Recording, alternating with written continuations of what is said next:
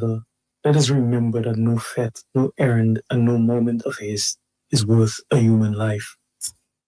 I also want to recognize the tireless work of our first responders, our ambulance personnel, firefighters, police officers, and healthcare workers who answer the call at all hours, often in very difficult and distressing circumstances. Their work is critical in saving lives, but prevention remains our strongest and most powerful tool. I therefore urge all citizens to observe basic but essential safety practices. Avoid speeding, never drive under the influence of alcohol or drugs, wear seatbelts, ensure children are properly secured, and remain alert and courteous on our roads. Pedestrians, please use designated crossings where possible and remain vigilant, especially at night. Let us commit together to making this carnival season a safe one. Let us celebrate responsibly, care for one another, and return home safely to our families each and every night. May God comfort those who mourn, strengthen those who are recovering, and guide us all to act with wisdom and care. And Of course, yesterday I think we spoke about that for a length, at length. We had Dr. Dale Dangerban, trauma surgeon, trauma medical director. I suspect he listened attentively to the minister last night or this morning on Facebook, and he had this reaction. But again, in this day and age, you must be, fearless, and you must speak your mind. I just want to say, I saw that the Ministry of Health and the Minister of Health from Dominica released a brief statement about all the accidents, and that's all well and good, but that's not what we want. We want action. We want policies. We need implementations of policies, etc. Right? A 3-minute, talk, for optics is not what's needed in Dominica anymore. That time is over. All right. What I want to talk about today, I want to talk about the golden hour that we always talk about, in medicine, and, the time difference, between life and death. I've been a trauma doc for 3 decades, and I've seen a lot. And we've been able to save a lot. Obviously, we can't save everyone, but it's important, right? So in medicine, there is a phrase that carries enormous weight, the golden hour, and everybody throws it around. It refers to the first 60 minutes after a person suffers a severe injury, but not just trauma. It could be a sudden medical event, right? As a heart attack, a stroke, the time when rapid medical intervention has the greatest chance of saving that life and preventing permanent disability. And that's important, right? You want to save the life with meaningful function, right? The concept is simple, but its implications are very profound, right? Time is not just important in emergency, time is treatment. So standing around watching a patient on the ground for 30 to 45 minutes is not helpful. All right. So during the golden hour, the body is fighting to maintain its balance, right? Blood loss, oxygen deprivation, the rising blood pressure, the rising pressure in the brain, right? There's a lot happening in that time. And you're on a precipice about to fall off if you don't get that early intervention to stop that cascade, right? And the more you delay, the more it allows you to spiral out of control, right? So it's important that we have an EMS system, right? That's important. In trauma, uncontrolled bleeding is the enemy. We know that, right? So severe hemorrhage can kill within minutes, right? Long before infections or complications ever come into play. So you have to have rapid bleeding control. You have to protect the airway. You have to administer oxygen. You got to start IV fluids. And timely surgery save lives. What we do save lives in the operating room. A person bleeding internally from a motor vehicle accident does not die because the injury was untreatable. They died because help came too late, right? The proper things was not done in the emergency room or the operating room. The golden hour is that narrow window where stopping that bleeding and restoring circulation can change the outcome.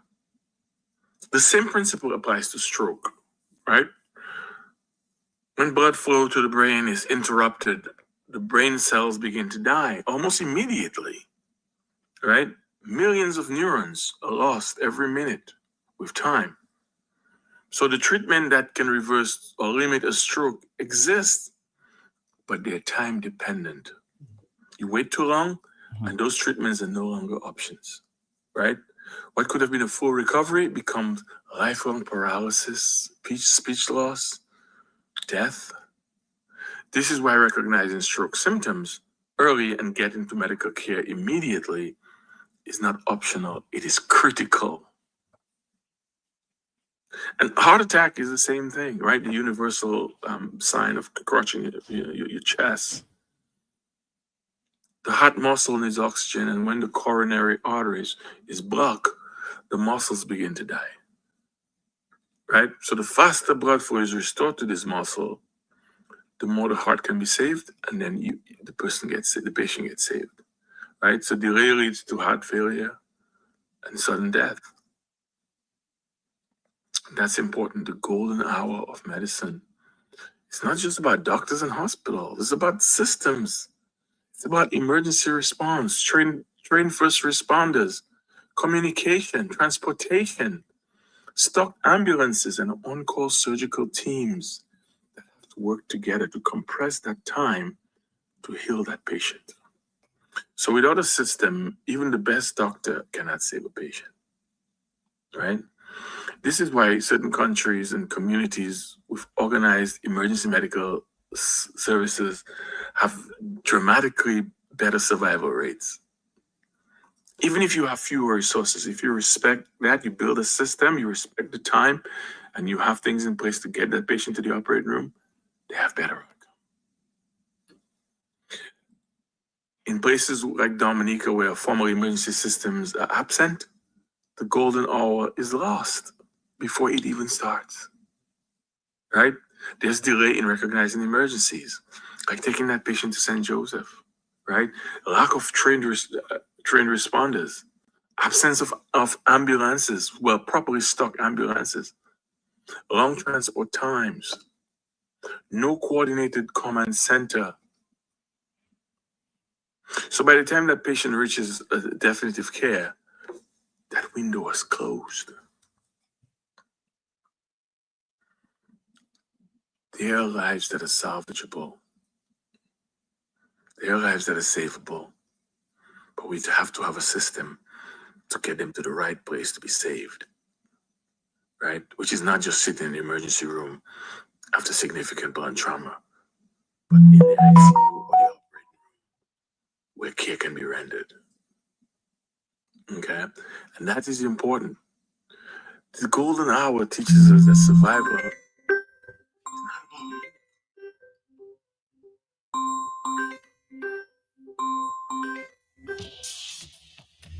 not about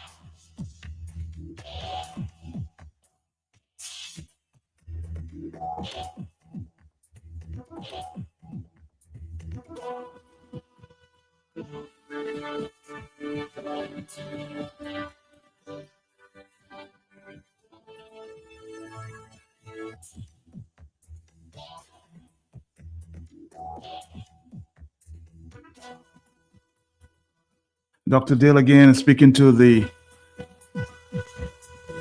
systems we need in place. If we need to save lives in Dominica.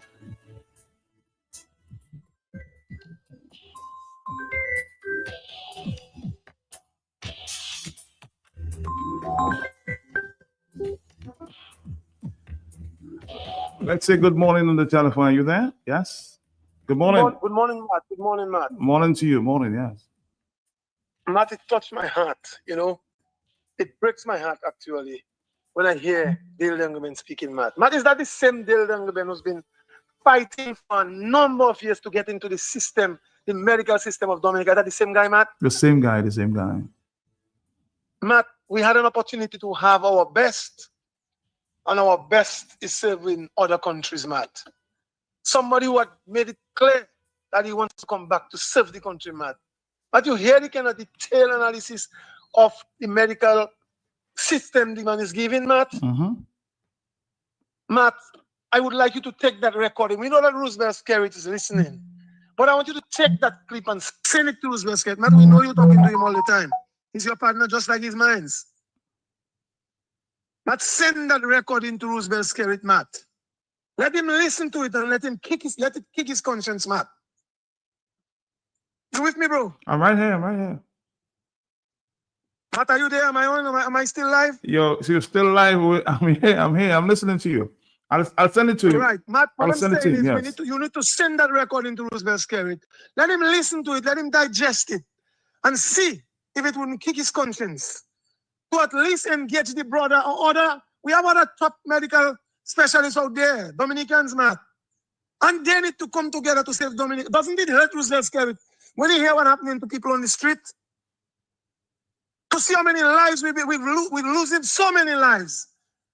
And when clearly the man is explaining, is a time factor, equipment factor, medical equipment's on the ground. I'm in the ambulance, Matt. Doesn't that life, every life is one too much, Matt. The monies that have been spent all over, Matt, building monstrosities, the anarchy monstrosity that Dungan cannot finish, Matt. Roosevelt Skerrit should take some of that money and put it into medical assistance or medical support at the hospital. Matt, we have no equipment to reverse stroke in this day and age. While Roosevelt Skerrit has CBI money spent at the anarchy, just staying there like a monstrosity, Matt. Matt, and while we're on that, Matt, I'm asking for him to reconsider and equip the hospital. Matt, tomorrow maybe me. But every time I have a little problem, I have to try to fly out. And it costing a lot of money, Matt. True. Matt, because everyone's scared of the system in Dominica, Matt. We cannot continue in this day and age for Roosevelt Skerrit to allow the medical system to die out. Matt, people just dying every day. Every day you check somebody, go to the hospital. They're not coming out, Matt. Matt, when is that going to stop? But I want to say something. Go ahead. Other than that, just a little minute, let me just spin a message. Matt, my intelligence out there tells me that there is something happening. The Morocco is under serious scrutiny. I would like the government to tell us what has transpired with the Moroccan hotel. I'll not say too much at this point, Matt. All these things, Matt, all these monies, Matt, could have been spent at the hospital. Like the Prime Minister said, he can go out, he can fly out his children. But I cannot fly out mine. I am not able to afford to fly out my children, Matt, if something happens. I'm calling on Roosevelt Skerrit again to prioritize the monies that Anthony Hayden and them using. Bring it into medical system. Matt, my heart bleeds for myself, my family, and for Dominicans on a whole. Our medical system is on the ground, and something needs to be done. Thank you. Thank you. Thank you. Of course, we heard Dr. Dale just yesterday saying yes. If they're prepared to engage him, he will speak to them, but they must be serious about it. Putting this, putting all partisan and politics aside, if the Dominican is willing to help the system. Also spoke about Dr. Darrow, who is now in charge of the hospital. Maybe I'll play that conversation again from yesterday and you'll get a better feel about how this brother feels. He's the director of medical care and chief of surgery in one top hospital in the United States. Hello, talk to me on the telephone. Yes, good morning. Yes. I think I should talk. Every time I hear people talk, something arise. It's Roosevelt Skerrit, Roosevelt Skerrit, it's Roosevelt Skerrit. What I am saying is that if you, Mr. Peltier, have people working for you, You are a boss. You send people, you have people working for you. If something go wrong, they have a right to come to report to you to tell you, well, look, this and that, and challenge you on whatever it is. But we have people that need medical care. They are appointed to do certain work. Mr. Donald here, Mr. this there, Mr. There, all these people there. They are the one that have to sit down together and come with a plan and go send to the whether it's he or whether other people working with him and let them know. But to me in Dominica, every time people talk, Roosevelt, stop using, more you exalt somebody, more the person go further out. Leave the person and address the people that he puts to work in the thing, Cass and Laville and the others there. Address them. So when all this start to come and handle them, then they'll have to go to him and say something gets fresh on them. But every time I read it like a song, it's like an old broken record. We must stop that and address the people that they put to work to do the work. So you're saying not address Roosevelt Skerrit, address the Minister of Health. All right, thank you very much. 911 is the bowling time. Hello, talk to me on the telephone. Yes, it's not Mr. Roosevelt Skerrit, this caller is saying. But it appears in Dominica that everything is Roosevelt Skerrit, right? Hello, talk to me on the telephone. Yes? Good morning, man. I'm not getting involved in politics, but something I observe. You know, just to say something, then I find that is, she might say what you want. But not if you have a business, right? Mm-hmm. And you put a manager there. You are the manager of your business. You are the CEO of your business. And your employees not doing what they're supposed to do. Not you, the people outside have to confront that. Mm-hmm. You, the people, have to call. Because the people, you put people to do a work for you and they're not doing it. The people have to call on you to push up the people, to put in their skin, to fire them, to do whatever the hell they have to do to make things better. So when you say don't call Roosevelt Skerrit, of course you have to call on him because he employed them. So when they're not doing their work, you have to call on him. Telling people to push up, put up, or shut up, or get out. On another note, man, with that ambulance business, man, ambulance I really call to talk about. Mm-hmm. You have an ambulance. I see ambulance in the States. I fell sick in the sick accidentally, and I saw what I got, man, in an airport. Man, before I could go down to the carpet, I fainted in the airport. And I had about 6 paramedics there with me. But I see all kind of holes passing on my chest. I had a blood test. I had a sugar test. I had all kind of tests in the airport, on the table in the airport. You go into an ambulance, not one nurse, not a doctor, not nobody there with you behind the ambulance. Just you and God alone. The reason why I said that out by which church is a couple weeks before that, I think, Mm-hmm. and the lady was in a situation there. She went to get her, maybe, how you call that, test there. Okay. And she was kind of, I don't know what was happening to her. And ambulance was called. The lady said she did not want to go into the ambulance because she started feeling a little better. Anyway, the ambulance, and they tried putting her in the ambulance. I didn't get to see the end of it. But man, when I look at the back of the ambulance, just the lady alone now, the big gun at the back of the ambulance. If it's a heart attack she was having, nobody would be there to help her. Just she and God. So in a case like that, bring me at my damn home. If it's what I have to drink and pray to God, I will drink it. Bye-bye.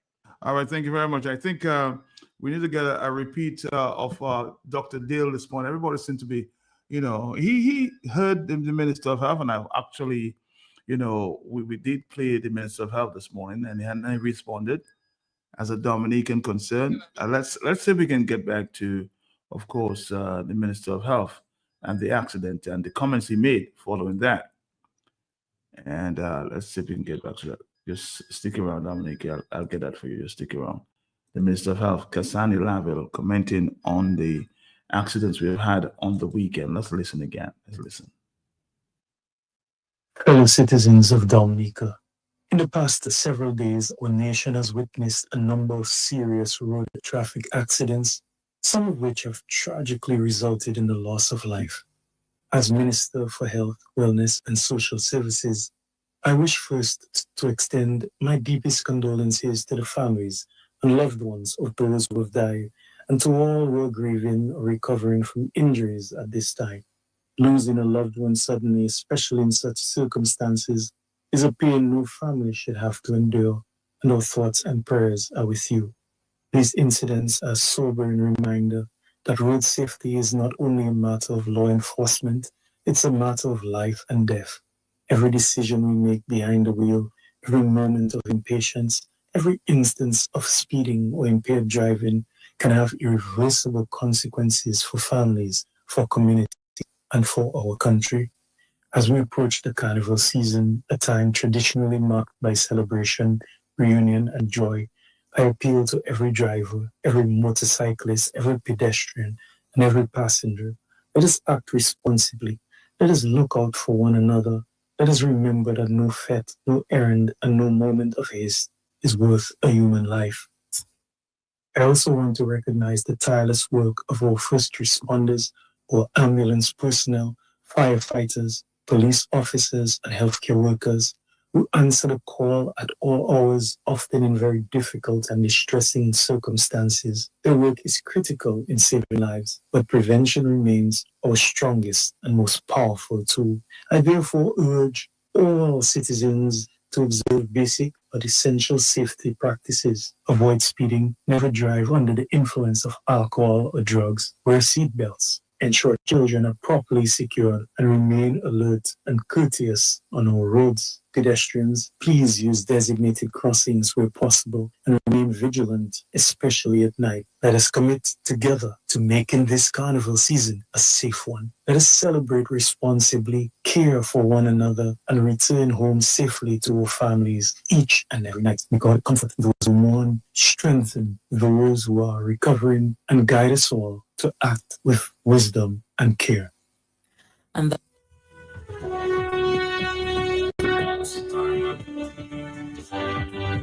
This is meant for educational purposes, but again, in this day and age, you must be, fearless, and you must speak your mind.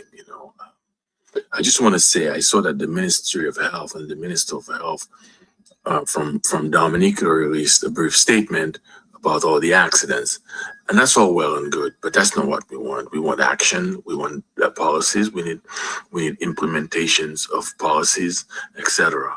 Right? A 3-minute, talk, for optics is not what's needed in Dominica anymore. That time is over. All right. What I want to talk about today, I want to talk about the golden hour that we always talk about, in medicine, and the time difference, between life and death. I've been a trauma doc for 3 decades, and I've seen a lot. And we've been able to save a lot. Obviously, we can't save it.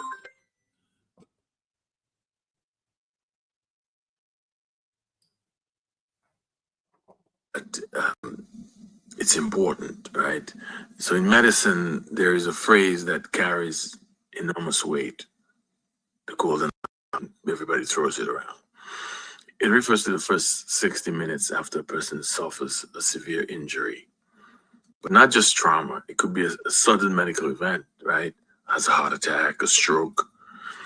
The time when rapid medical intervention has the greatest chance of saving that life and preventing permanent disability. And that's important, right? You want to save the life with meaningful function, right? The concept is simple, but its implications are very profound, right? Time is not just important in emergency, time is treatment. So standing around watching a patient on the ground for 30 to 45 minutes is not helpful. All right. So during the golden hour, the body is fighting to maintain its balance, right? Blood loss, oxygen deprivation, the rising blood pressure, the rising pressure in the brain, right? There's a lot happening in that time, and you're on a precipice about to fall off if you don't get that early intervention to stop that cascade, right? And the more you delay, the more it allows you to spiral out of control. right? So it's important that we have an EMS system, right? That's important. In trauma, uncontrolled bleeding is the enemy. We know that, right? So severe hemorrhage can kill within minutes, right? Long before infections or complications ever come into play. So you have to have rapid bleeding control. You have to protect the airway. You have to administer oxygen. You got to start IV fluids. And timely surgery save lives. What we do save lives in the operating room. A person bleeding internally from a motor vehicle accident does not die because the injury was untreatable. They died because help came too late, right? The proper things was not done in the emergency room or the operating room. The golden hour is that narrow window where stopping that bleeding and restoring circulation can change the outcome. The same principle applies to stroke, right? When blood flow to the brain is interrupted, the brain cells begin to die almost immediately, right? Millions of neurons are lost every minute with time. So the treatment that can reverse or limit a stroke exists, but they're time dependent. You wait too long, and those treatments are no longer options, right? What could have been a full recovery becomes lifelong paralysis, speech loss, death. This is why recognizing stroke symptoms early and getting to medical care immediately is not optional, it is critical. And heart attack is the same thing, right? The universal sign of crouching your chest. The heart muscle needs oxygen, and when the coronary arteries is blocked, the muscles begin to die, right? So the faster blood flow is restored to this muscle, the more the heart can be saved, and then the patient gets saved, right? So it leads to heart failure and sudden death. That's important. The golden hour of medicine. It's not just about doctors and hospitals. It's about systems. It's about emergency response, trained first responders, communication, transportation, stock ambulances, and on-call surgical teams that have to work together to compress that time to heal that patient. So without a system, even the best doctor cannot save a patient, right? This is why certain countries and communities with organized emergency medical services have dramatically better survival rates. Even if you have fewer resources, if you respect that, you build a system, you respect the time, and you have things in place to get that patient to the operating room, they have better outcome. In places like Dominica, where formal emergency systems are absent, the golden hour is lost before it even starts, right? There's delay in recognizing emergencies, like taking that patient to St. Joseph, right? A lack of trained responders, absence of ambulances, well, properly stocked ambulances, long transport times, no coordinated command center. So by the time that patient reaches definitive care, that window is closed. There are lives that are salvageable. There are lives that are savable.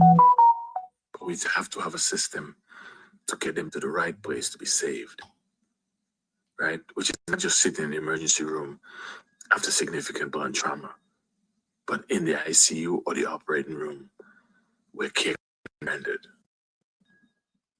Okay? And that is important. The golden hour teaches us that survival is not about miracles. It's about readiness. When the system is prepared, lives are saved. Right? So in emergency medicine, time is the most valuable resource that you have.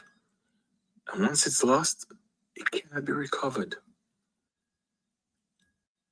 How long should we appeal to the powers that be? How long should we talk about this golden hour, an emergency command center, and emergency systems without it being put in place? and ministers of government come on social media to give 3 minutes of public service announcement with no action. Anyway, I'm having my cup of tea so I could start my day. Have a great day. Peace.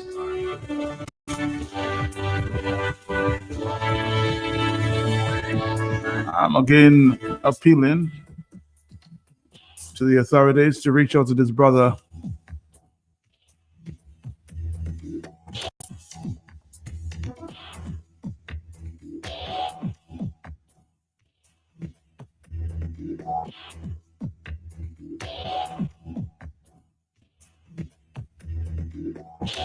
Let's take a phone call on the telephone. Yes, hello. Yeah, Matt, good morning. morning to you. Let me say, thanks to Shillingford, Hillary Shillingford, for what he said. Mm-hmm. Matt, send it to Zelskeri. Whatever it is, send it to him. Let it trouble him. Matt, you mean to say we have wise people. That is why Zelskeri is running after all our wise men, our wise women in Dominica. They have to leave Dominica and run away. Whereas we should have these people working in Dominica because they know better. Dr. Dale Dangleben, not today, this one. Who would be begging to save life, to work in their country to save life? Somebody who knows better. Oh, I feel in for Dr. Dangleben, you know. You begging to help your people in your own country, and Roosevelt is listening to that. Jesus Christ, it hurts. It hurts, and it hurts. It's hurting me muchly. Take care, man. Thank you.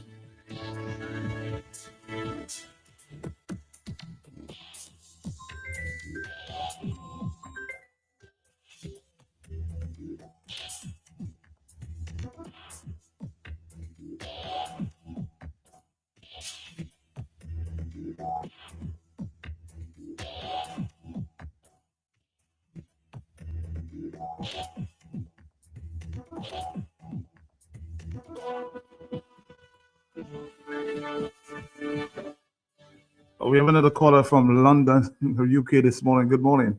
Are you there, Mr. Bevin Nicholas? How are you doing? Are you there? Yeah, Mark, Yes. Mm-hmm. Are you there? Dale Douglas. You hear me? Yeah, you're disappearing there. Are you there? Uh-oh.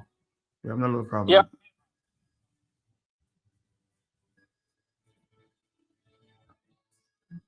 Hold on, we're trying to hook you up. Are you there? Yeah, I'm here. Can you hear me? Go ahead, yes. Yes. Yeah, Mark, I'm calling reference what's been going on in Dominica. There's several points I want to make. Reference driving in Dominica, bike riding in Dominica. Dominica have no laws and regulation. Reference driving. People are driving in Dominica with no seatbelt on. This is a very high risk area. Guys are riding bikes on the road with no helmet on.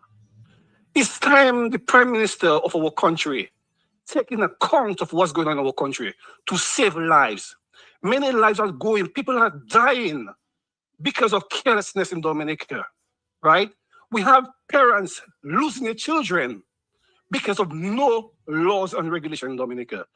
I've been coming to Dominica for several times, and I'm seeing that people are driving vehicles, even the policemen are driving vehicles with no seatbelt on. Seatbelt, it saved lives, Matt, in England. The amount of people that fall in accident in England, and because of seatbelt, it saved their life. Helmet, the same thing. And the second thing I want to make is a doctor from Dominica. He left Dominica 21 years ago. 21 years ago. And went to study in America to be a doctor, from a teacher in Dominica to be a doctor in the United States.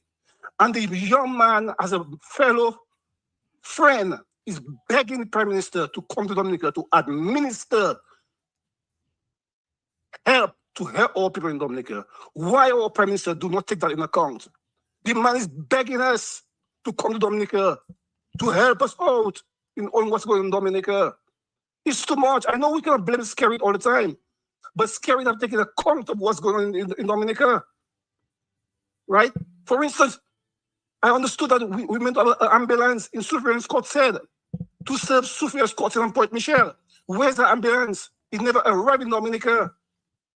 If somebody is falling sick in surveillance court said, it takes an hour from Port Michel, from Roseau to go to Scott said to administer first aid. This is not right, Matt. It's a change in our system in the medical care. And I wish the Prime Minister would listen to what we are saying right now. I know we can't blame him all the time, but you have to take account of what's going on in the country and try to talk to Dale Dongerben as a one-to-one and see what he can do. The man is willing to help Dominica. Thank you, Matt. That's all I got to say.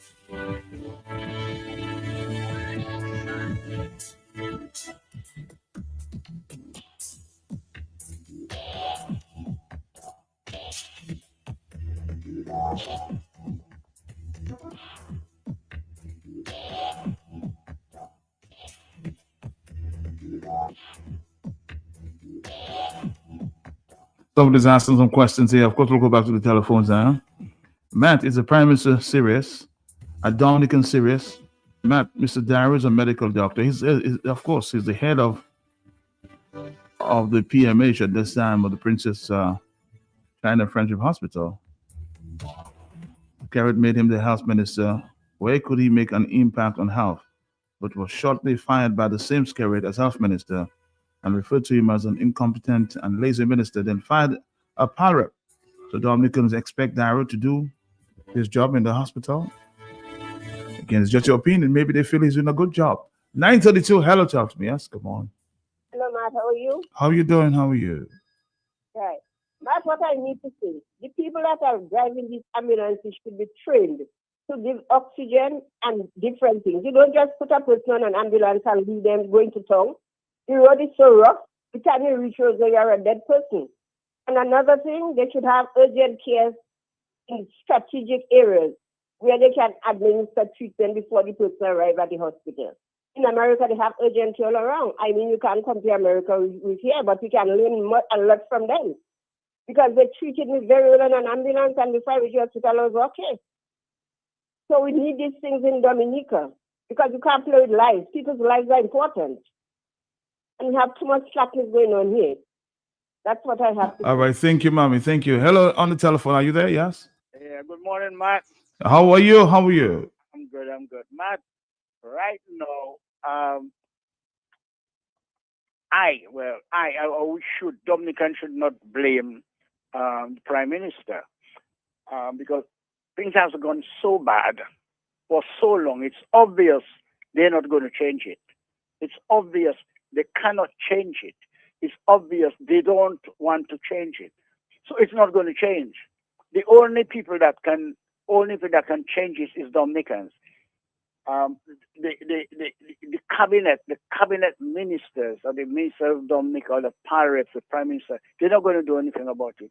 I am now blaming Dominicans, not the prime minister, not the ministers, Dominicans. I mean, it has gone so far. I mean, how much more you can take, right? And you're still talking about my PM, maybe your friend, but what about you, your health? You have somebody that got a bite from two dogs one of those days, and they'll go to hospital, and you have to go down to Jolly's, walk down to Jolly's with the bites on her leg, 2 bites, 2 dogs beat her to buy medication. Nothing in the hospital, right? And it's every sector, everything in the country is going bad and has gone bad. Can it get worse? I keep saying, can it get worse? But it's getting worse. So right now, is the people themselves, they like it so? Is their PM so? So let us leave it so. So, but you rather somebody else than yourself, because the PM is getting richer and richer and richer by the day. What's happening to you? What's happening to us in Dominica? Everybody broke, excepting those at the top. Matt, I am blaming strictly and solely the ball is in Dominican court, and I tell you, this election call tomorrow again, they're going to vote Labour. Thank you, Matt. All right, thank you very much. 449-3095-96 and 97. We're going to take a break. We'll come back. Anytime, whatever you're doing, stop. You confirm to exercise your right, your vote, your party, your responsibility. This fresh confirmation process gives you the power and authority to choose your candidate. Don't miss this opportunity. Don't let it pass you by. Go exercise your right. The professor your vote. Your vote is important. Make it count. You make first communion. Now is your time to confirm. To vote. Your Patricia Terry Shirley T-Boy Lucia Kami already confirmed. Hurry, join the confirmation process. Make sure your name is big and bold on the electors list. Go and register in your nice you can go. Make sure you walk with your witness in your polling station. Who is already registered? Do it early, do it fast, do it now. Call the confirmation hotline at 617-9595 or 275-8164. Do it because that makes you 100% Dominican.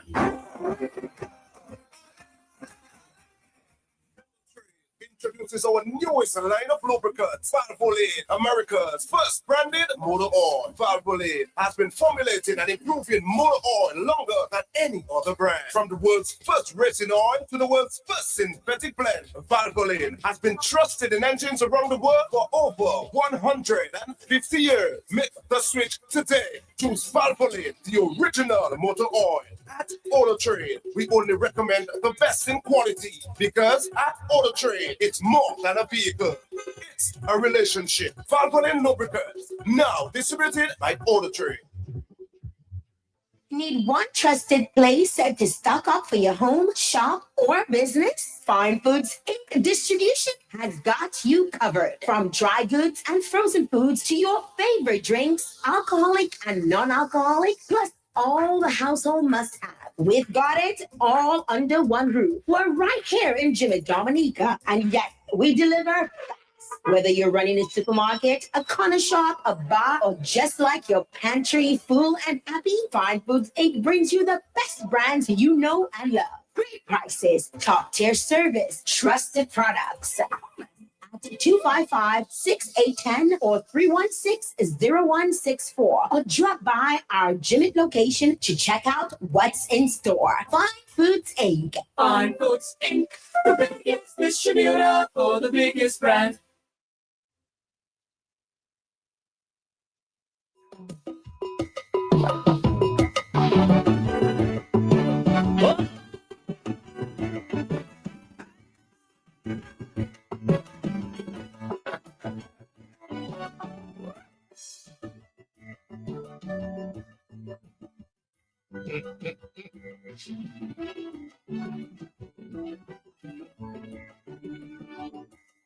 Made a mistake to dress like a homo and start to shake. Terrible mistake.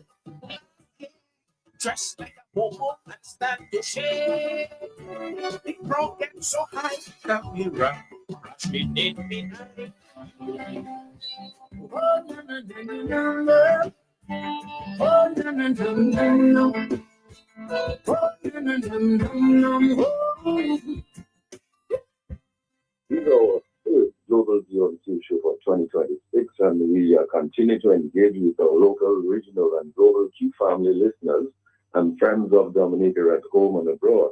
With me Tuesday night is Justice Dr. Irving Andre, social scientist Simeon Joseph, Father Herman Chaplitz, and Pastor Randy Rodney. We will discuss politics and society, the abuse of religion in Dominica. There are a few issues and questions and talking points. Is there a clash between politics and the gospel? Does the church in Dominica play any role in preserving democracy? Should pastors and priests be involved in politics? Are some political leaders preying on religion, or are these leaders preying on the poor? Is religion being used as an opium of the people or as an oppressor of the people? Have religious events been poisoned by the lust for power and money? Have politicians pivoted to scripture and religious ceremonies to influence and pacify voters? Is there an exchange between government and churches in shaping the moral fiber of the nation? Have politicians and government hijacked religious ceremonies and festivities for political gain? Can gospel music festivals be organized by governments be genuine economic drivers for Dominica?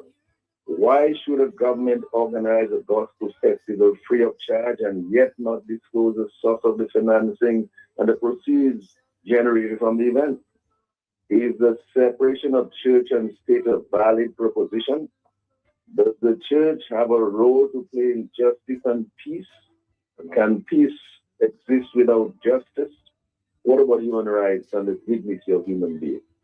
So we look forward to the contributions of Justice Dr. Irving Andre, social scientist Simeon Joseph, Father Herman Sharpless, Pastor Randy Rodney, and the callers and viewers on the radio, on Facebook and on YouTube, on our topic, Politics and Society, the abuse of religion in Dominica. So join us for more Tuesday night, 8 p.m. on the Global View.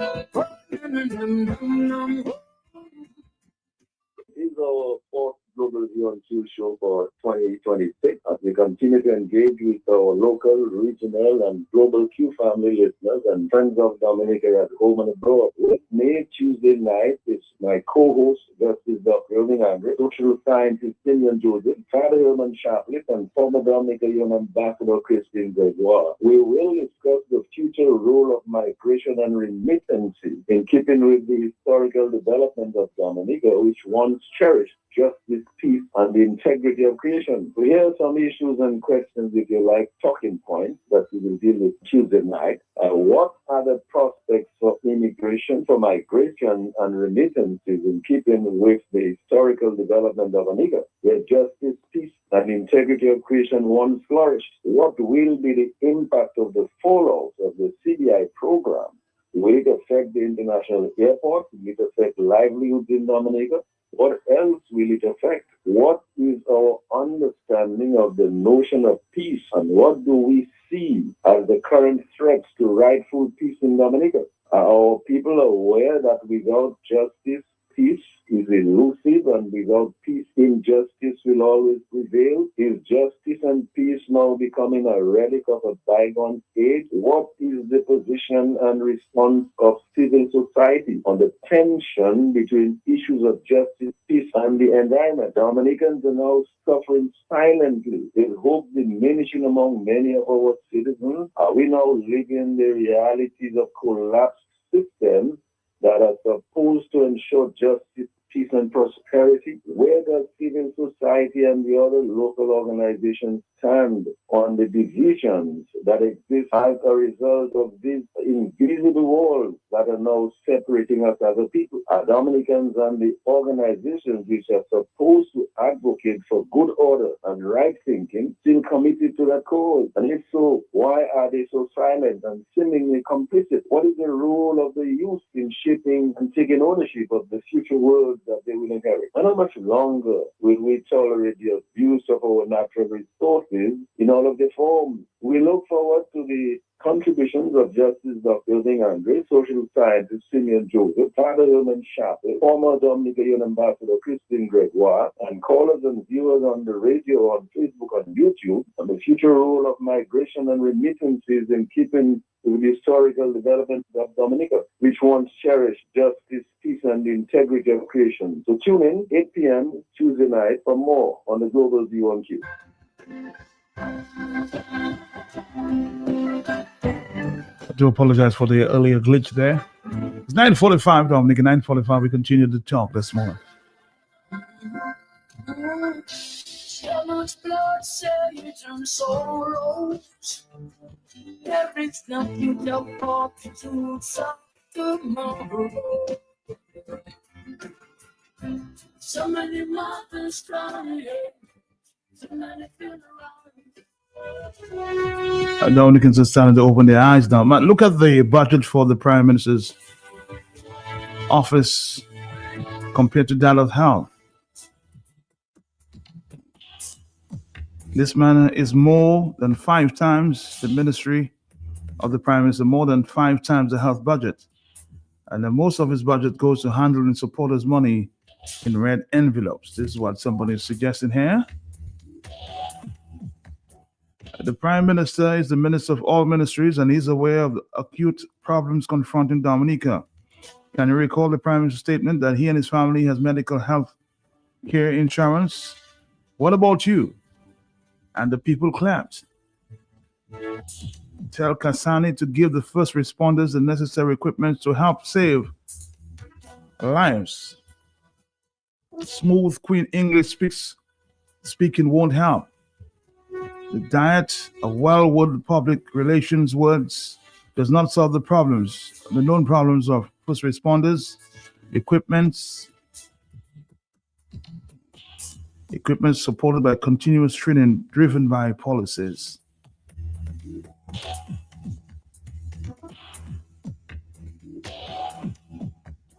Matt, the empty ambulances that are being sent at the serious accidents, it's a shame. Garrett said on his platform, there's health insurance for he and his ministers.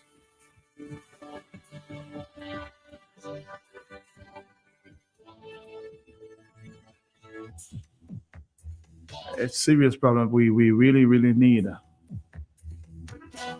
to address. Even from yesterday, we've been talking about the health system, so definitely something has to be done. I'm hoping that the authorities are paying attention.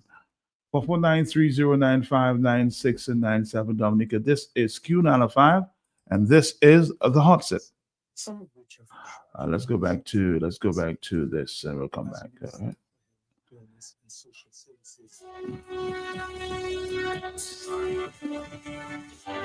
Somebody says, Matt, it's just time for change.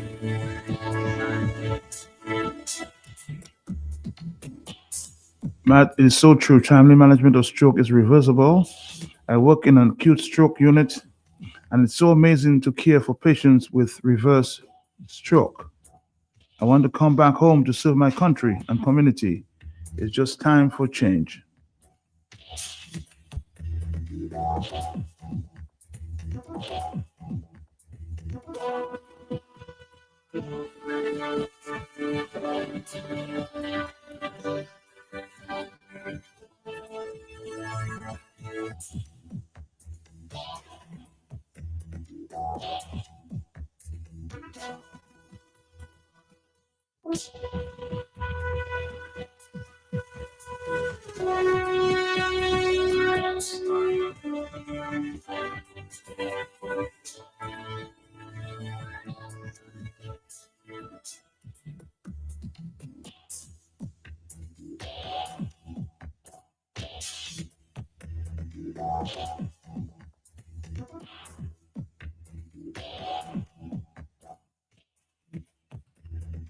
All right, Dominica.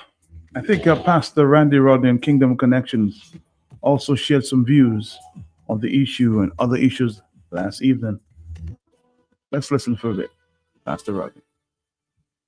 First want to extend our condolences and that of Kingdom Connection to those who were involved in these vehicular accidents over the weekend. The 2 who lost their lives in the Canefield area, and the young gentleman from Monrochet who succumbed to his injuries after an incident there on Saturday evening. We can't say we understand how you feel, quite frankly. What we can say is we know that you are in pain.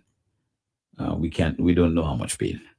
So to all of you, our condolences, and we believe that if you tap into the source that we have been tapping into ourselves, you will find some comfort and some solace during these very, very difficult times. Really, good evening to you and all of you in Monrochet at the passing of Victor.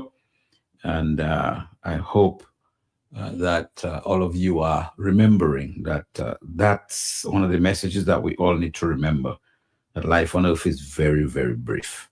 And as brief as it is, we need to get to a place where we are always ready for any eventuality. So please accept our condolences. In the midst of that and all the carnival celebrations, sometimes we get duped into the romancy war that sometimes I feel are intentional in ensuring that we are blinded to what's happening around us. In the midst of all of that, I want to share with you that all doesn't seem to be well. Well, it has been well for a long time, but it's getting worse by the minute, especially when we play as though it's getting well. If you have a tumor and you don't take care of it, it doesn't mean that you don't have a tumor. You can go about gallivanting and drinking rum, you have a tumor. One of those days, if you don't pay attention, that tumor is going to do to you what you could have prevented very early. That's my description of the medical state of Dominica. We have a tumor, and we are operating as though, although we know we have a tumor, we're just hoping that if we go quiet, the tumor will disappear because we're not paying it mind. Well, newsflash, when we go quiet, the tumor gets worse, okay? And when the tumor gets worse, it erupts, it gets inflamed, it can get malignant, and anything that happens after that spells bad news. Well, it has already begun to spell bad news in so many areas. But you know, at the base of all of that, ladies and gentlemen, is free and fair elections. And we are at a crossroad where the Dominican Labour Party, the incumbent, has gotten its way in providing or bringing to us what they refer to as the confirmation of voters rather than re-registration. You will recall for several years on this Kingdom Connection program, we have time after time advocated for the complete re-registration of voters, as happened just in our neighbor in Antigua. They did a complete re-registration of voters in a time frame of 3 months, and their population is twice ours. Just think about that. They re-registered everybody in 3 months, and their population is twice ours. We use all kinds of lovely words, disenfranchisement. We talk about voter enhancement and all kinds of flowery language to fool the fools. Yet this confirmation process is one of the worst in the world in terms of having a clean election list. Why am I saying that? Well, I've been around for a little while, and I understand that if you have a working program, a computer program that is working, that's doing its work, but there are elements that you want to do better, you don't dump it until you get a better one. That, for me, is data management 101. Okay? So you can't dump something that's working when you do not know what you're putting in place that's going to replace it. We are being told in simple language that when we passed the law that the president assented to in March of last year, we went ahead, we introduced a program, a process that eliminated the continuous registration of new voters, which is a legal requirement, both in the last legislation and in the new one, in order to facilitate very quickly at Independence time the confirmation of the people whom we probably would have assisted to come to celebrate independence. So those that we know that would come to celebrate independence, those that would facilitate to be able to vote in Dominica at our elections who don't live here. And as a consequence, we left out in the program the continuous registration of people. Now, ladies and gentlemen, I'm a simple person, and I try to make it as simple as possible. Nobody does that if you really have the overall objective in mind, which is free and fair elections. I have worked in systems where there are two programs working side by side with the intentions of the implementers to merge the data at some point. There are all kinds of ways you do that, Papa Bodje say, Maui Joseph. But you all went ahead quickly, deliberately, and intentionally, and just follow the words. They are all there, you know. I don't have to repeat them. Okay? When the Electoral Commission, the three people who had the majority vote, passed an SRO the day before the confirmation process had to begin, they knew what they were doing. They removed the requirement of using a birth certificate and somebody to authenticate that that person lives in that constituency. They removed it intentionally, deliberately, and let me use a patois English word, méchancetély, so that they could disenfranchise those poor people who have been under the gun of economic stress for the last so many years. Because these people can't get a passport, they can't drive, they whatever. You disenfranchise them so very easily. The Electoral Commission did that intentionally. But they did not remember, or maybe conveniently so, that there are some people who have to register to vote, who are turning 18, who have never voted, but they want to vote. They are now 23 and 43 and 63 and so on. They have never voted, they need to vote. And not even that process, they remember that should be in the works. Ladies and gentlemen, you can only describe that as deliberate machinations to do what they want with election. There's no other description for it. Whether you're red, green, or blue, there's no other description for it.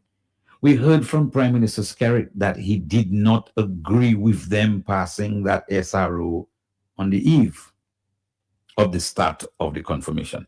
We have never heard from Mr. Skerrit or from Mr. Duncan too that they have rescinded that SRO or passed another SRO to rescind it. We have not heard that, which means that the nation state has been in the head of not one person but several people. That's how they want it to happen. The rest is talk, and talk is cheap. So when we hear the throwaway language of the current chief elections officer telling us how complex that is, and so you have to go and train people, and because the people that you have are dotish, so you can't understand what you're doing, you have to get brand new people and train them and so on. Madam, if the system is that complex, you really think you can train them well in 3 weeks? You know, I mean, to make it look like you're a bunch of foolish people, you don't understand that computer system need expensive people or very educated people to train. Listen, folks, wise up. Stop walking with your eyes bowed and your heads closed. Because this sinister action is intentional on corrupting the process. I'm going to repeat that. All of these sinister actions are intentional to corrupt the process. We knew that they told us that every 15th would have an updated confirmation list. They began to do it in January, I think, or at the end of November, December, thereabout. But here's what is more important. And what a lot of you don't understand, a lot of you don't pay attention to. The application for confirmation does not mean confirmation. So if they have 9,000 applications, it does not mean that 9,000 people have been confirmed. Why? Because when the applications are completed, listen and read between the lines. Josephine Joseph that taught me English. I told you that all the time. You make an application, until the application is approved, you are really not confirmed. So you need to check the list. All of you check the list. Go to their website, check the list. You'll find a list of applicants. And then there's a list of confirmed people. Right? Now that is a process. So when you look at all this Jukayak these people are doing there, it's really intended to serve a sinister plot that they are hatching for when the general elections are called. Now, we should not be twiddling our fingers and expecting anybody to do it differently than what they desire. Doing that is suicidal.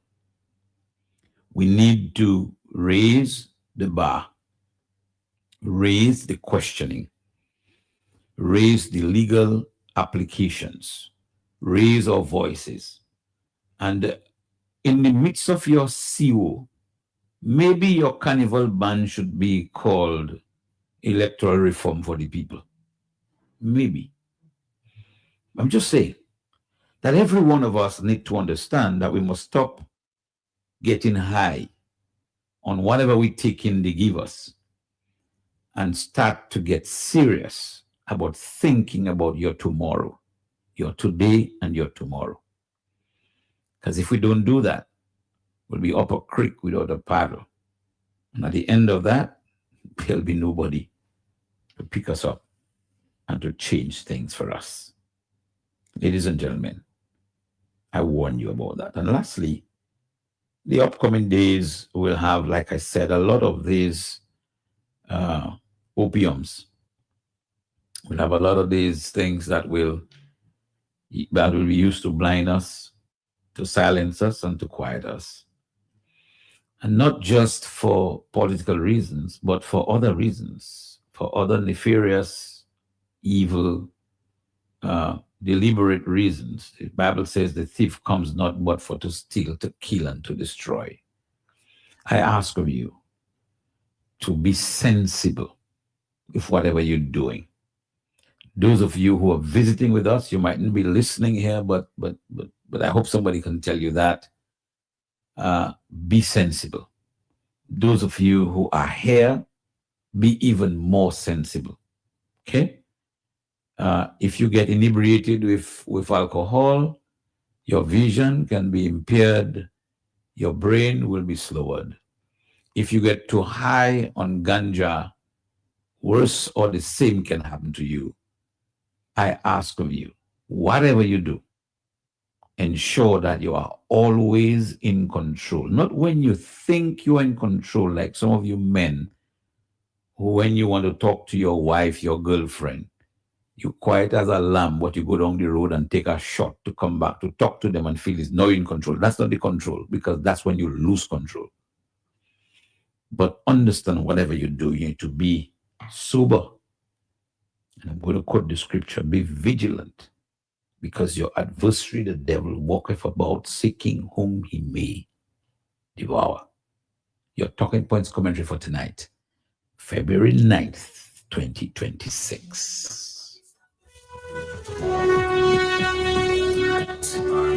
All right, Dominica, Channel 5.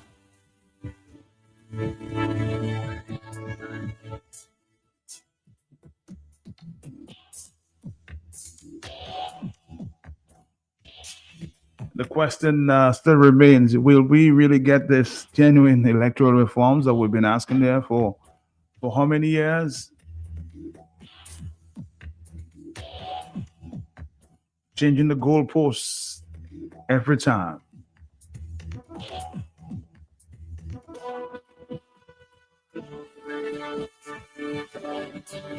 The question still remains, are we really serious about electoral reform?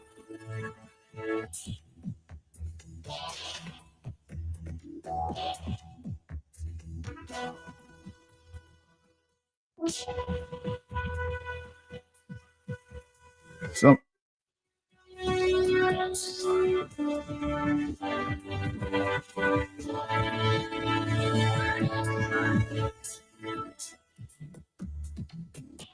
let me see if I can get Commissioner Hillary Shillingford to comment on just what we heard there from Pastor Randy Rodney on Kingdom Connections. Mr. Hillary Shillingford, what's your take on what you just heard? Matt, Yes, sir. I listened carefully to Pastor Randy Rodney, solid individual. Uh-huh. By no means one can take that away from him. And I endorse everything he said, Matt.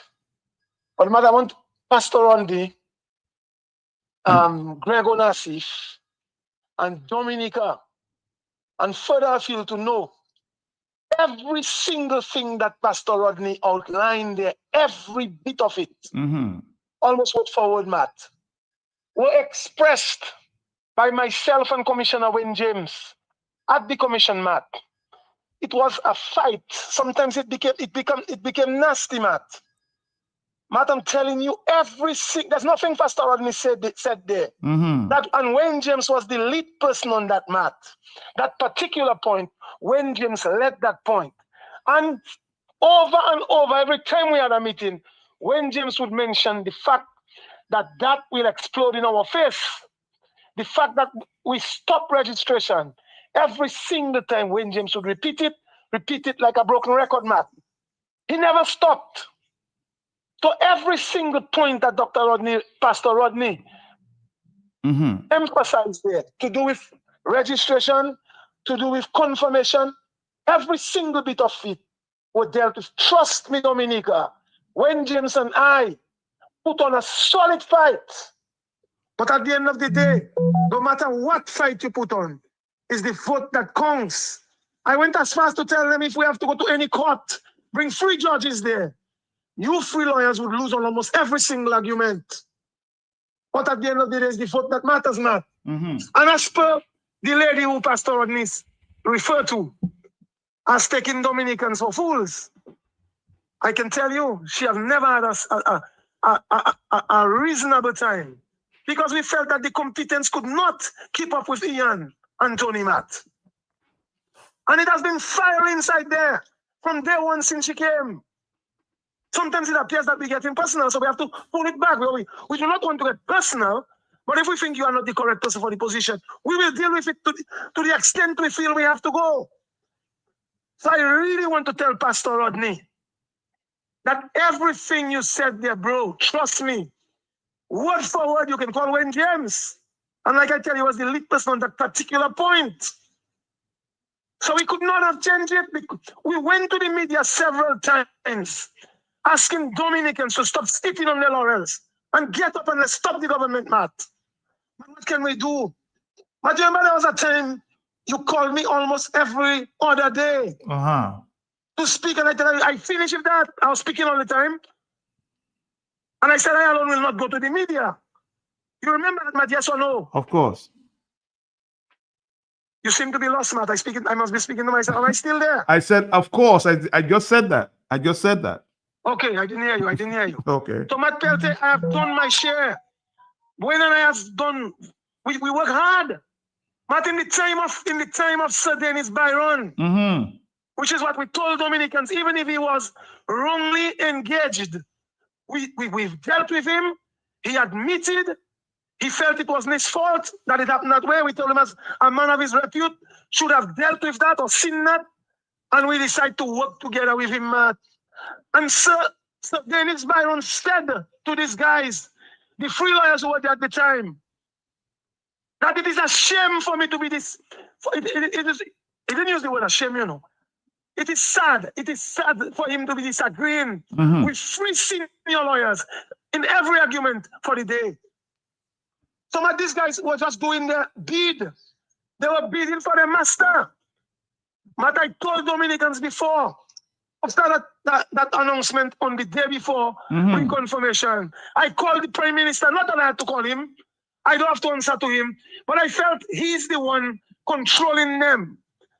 He's the master of his commissioners, including Duncan Stowe, that was appointed by the president, Matt. I called him and we had a conversation for over 30 minutes. And I told him that is not fair. You have a conscience. People who have voted in Dominica 4 elections in the past, 4 different elections, will not be able to vote. You're disenfranchising them. And they are already on the list. Matt, to register, you need a witness and a birth certificate. Now to reconfirm your name that is already there, you cannot use a witness and your birth certificate. These guys properly planned their stuff and they wait on the 11th hour to deal with it, Matt. So I want to reassure people like Gregor, Pastor Rodney, and all the other Dominicans who are concerned. We are happy that they're making that point. We feel they came late. They should have, some of them not run. Randy was always there. But Gregor should have spoken a little earlier still, because it seems that his voice may be carrying some weight. So what I'm saying to him and the others, when and I did everything we could, Matt. We did all the research, we dealt with every single aspect of it. But it's only at the vote we couldn't deal with it. When Ian Anthony was there, he stood up and clarified what Ian Anthony is doing, his master's in law. Maybe finished by now. Super confident, competent young man. And Roosevelt Skerritt and the commission decide they do not want him and they will move him because he's too straight an individual. Competent young man. Had it been for him, that would have finished and we would have competent reform. So I want to tell you, Matt, again, when these people talking, you must tell them, these 2 commissioners fought for the country. We did all we could. When we called the country to come out several times, it's only there that can make the difference. Well, I remember, Mr. Chillingford, that you guys said we were not ready for this. But we were not ready. I came to the media. I told the commission several times, why are we rushing for 15th of October? It is because you all have your criminals in the sense of criminal acts of elections, man. There is honest people they want to confirm. So they rushed it for 15th of October, Matt. And that was only rush. I told them they're not ready. They talk some garbage. Duncan Stowe together with Alec and the others. They talk some garbage about front loading and back end and that rubbish. I tell them I don't in the back thing, you know. My parents have a back door. So I clearly, Matt, it was a pure set of garbage. I went to the media with it. Dominicans never took it and run. They never decided they were coming out. What can I do? I cannot do anything, Matt. Every time it happened, I brought it back to you, to your media. So Dominicans alone that can change it. As Pastor Rodney said again, it's only we the people that can change it. And the people are just sitting, sleeping. They're walking, sleeping. Everybody was waiting for their little piece. But do you think, Mr. Chillingford, do you think taking this court will make a difference? No, you can't go to court with that. When you go to court with that, what would be your redress? What would be the reward for you? They will stop. For example, you take it to court today, Matt. There are many things I asked the opposition to take to court, which they did not. But this one, Matt, if you go to court today, we file a case today.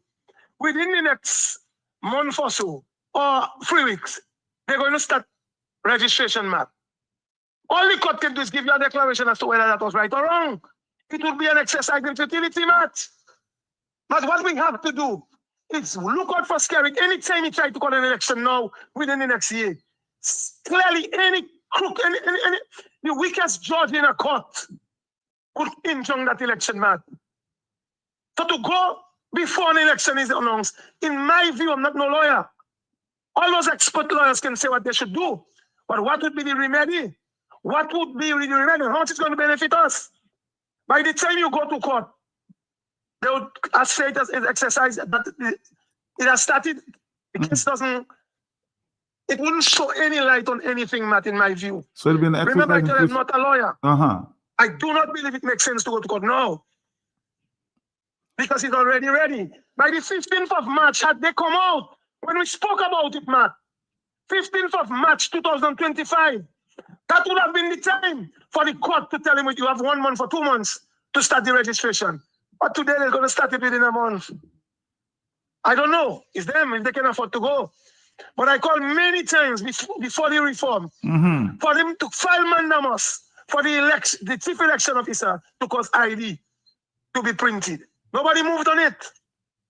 You know, so I just saying, Matt, I couldn't sit there and not make the point that myself and Wayne James fought hard and long for the same stuff that Pastor Rodney talking about. So I just want to give him the assurance that these things were articulated. But as crooked as these guys are, if you tell them that it's a ripe banana, and they realize by saying the truth that it's a ripe banana, they say it's a stone.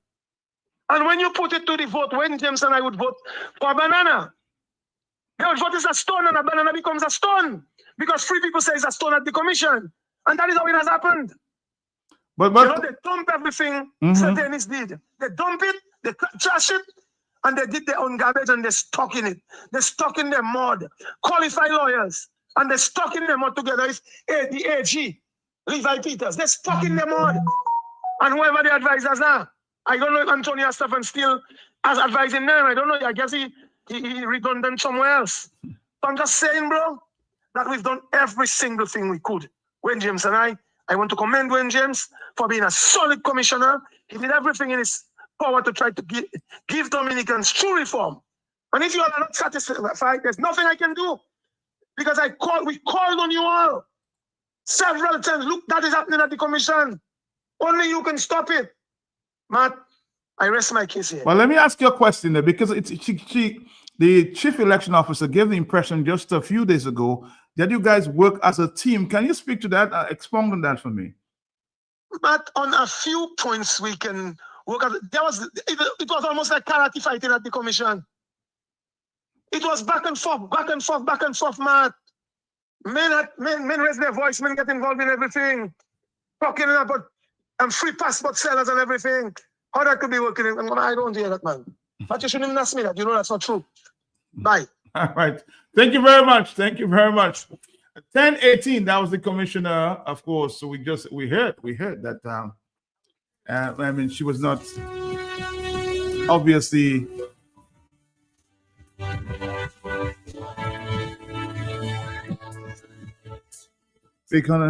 economical with the truth there. Once you said the guys were working together, clearly.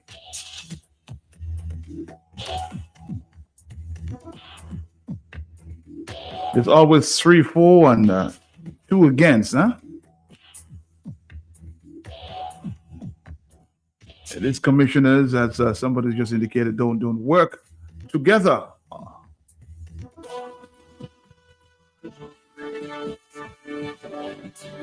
One's pro and one is against. 449, again, the question still remains, you know, are we really serious about electoral reform?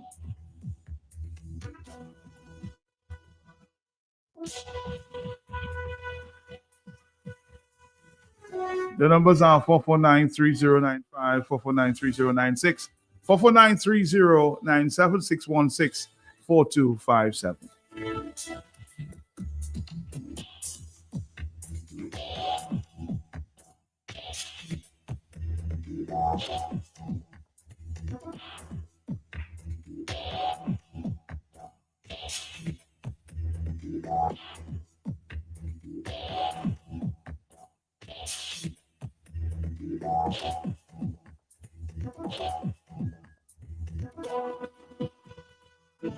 Let's take a few phone calls. Are you there, caller? Yes.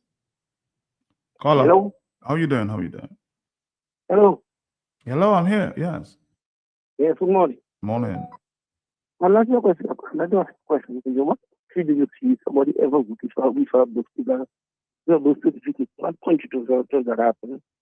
Not, I don't think it cannot be one. It cannot be math. It cannot be fresh. It cannot be like that. What point is you all see happen already? You can vote for those certificates. I'm not really hearing what you're saying. You seem to be muffled there, but Please, I think I was hearing that. I'm not too sure. You're saying that you could vote with a birth certificate. That was in the past. Saying that's no longer the case. On the telephone, I registered the birth certificate. Are you there, caller? Sorry about that. Let's move on. Are you there, caller? Yes, morning, man. Morning to you, sir. You see that thing happening in Dominica? Nothing the devil said to do, and not take it back in it. That devil there, you mean that devil, man? And not taking back in it. It's a wicked and evil. Think God is a liar, a man that does lie, and he gets up with the lie. How are you doing so please yourself? Everybody paying taxes and one set of people like it. You were telling people for the people who have to pay tax on it. Look, wickedness in the country, Matt. That evil man that there. Let me never say that. And everything you do, there's a similar, it will fuck the making pressure now. Because you have to call on people, and they call on people. Then they call it, rough them on the program. Love the item, whatever, you know, nothing. Us. And the leaders have to call on the people. You must have a leader. Wickedness in them, evil. Spread. It's like I think I'm eating people. They're afraid to talk. I mean, I'm afraid to talk. I don't afraid them. They don't know what they're living. I'm an elderly man. And I'm young again. And he's got score. You know what's got score, Matt? What's got score? What's up, Matt? Matt? Yes, I'm here. What is God's score? What's God's what? The number God says to God, 70. Well, I have that. You have that. But so you don't want to participate in the electoral reform? You're not going to confirm? You're not taking part. Nonsense. That is what it's thief and evil. Tell him I said the careless when I say that. Jimbo. I must die. And then report them lying like dog. Wickedness in the country. I will tell them. All right, Jimbo. Don't raise your blood pressure, okay? I'm very dissatisfied. Patriot, huh?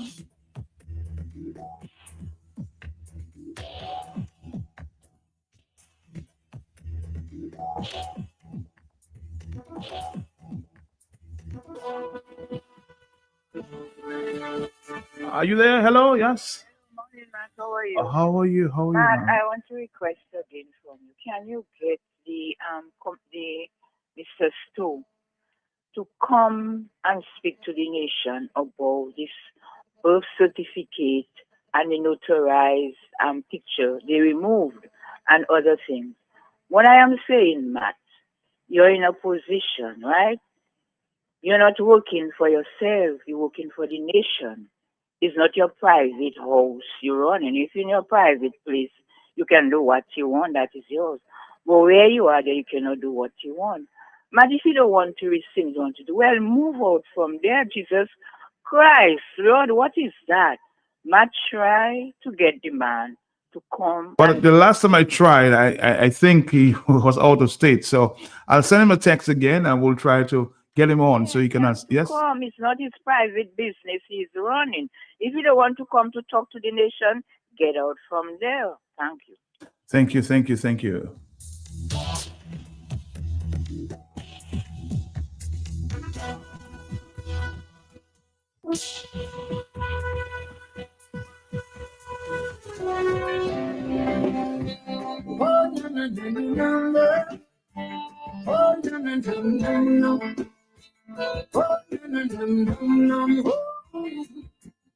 This is our fourth Global Beyond Q show for 2026 as we continue to engage with our local, regional, and global Q family listeners and friends of Dominica at home and abroad. With me Tuesday night is my co-host, Justice Dr. Irving Andre, social scientist Simeon Joseph, Father Herman Chaplin, and former Dominica Young Ambassador Christine Gregoire. We will discuss the future role of migration and remittances in keeping with the historical development of Dominica, which once cherished justice, peace, and the integrity of creation. We hear some issues and questions, if you like, talking points that we will deal with Tuesday night. What are the prospects for immigration, for migration and remittances in keeping with the historical development of Dominica, where justice, peace, and integrity of creation once flourished? What will be the impact of the fallout of the CBI program?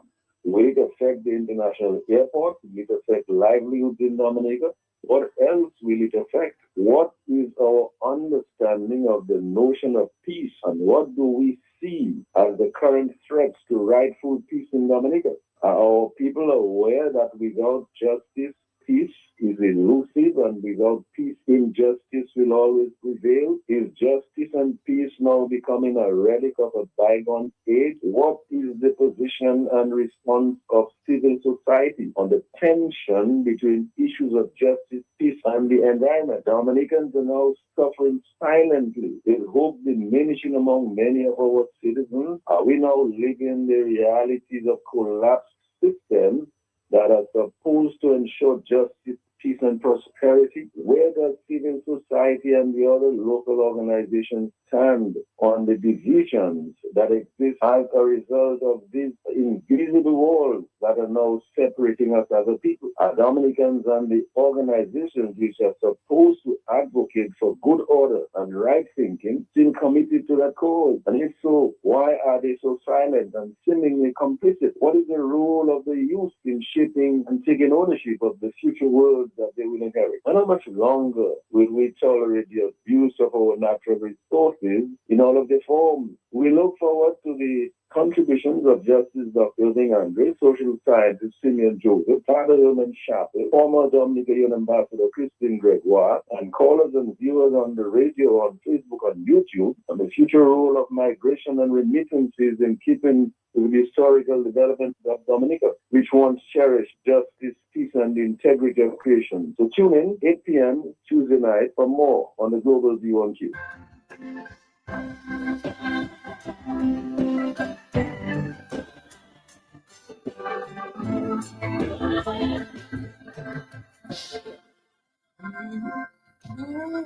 So much blood, sage, and sorrows. There is nothing to walk to tomorrow. So many mothers crying. Somebody says, man, this electoral reform is just the same old wine in a different bottle.